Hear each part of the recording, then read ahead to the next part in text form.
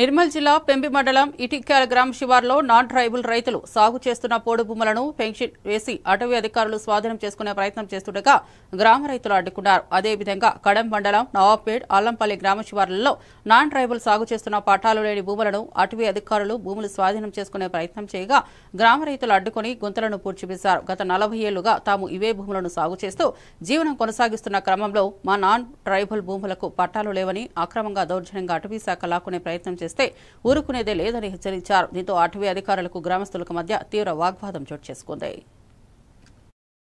దయచేసి ఫారెస్ట్ అధికారులకు హెచ్చరిక ఒకటే, మేము దీని మీద చాలా ఆధారం పెట్టుకొని బతుకుతున్నాం కాబట్టి దయచేసి దీంట్లో మాత్రం రావద్దు. ఒకవేళ వస్తే మాత్రం ఖచ్చితంగా మేము ఎక్కడిదక్కడ ఆల్రెడీ మొన్న కలెక్టర్ గాని డిఎఫ్ గాని మన ఎంఆర్ఓ గాని ప్రతి ఒక్కరికి ఫారెస్ట్ అధికారులకు కూడా మేము ఆల్రెడీ జిరాక్సులు హ్యాండ్వేర్ చేసినాం.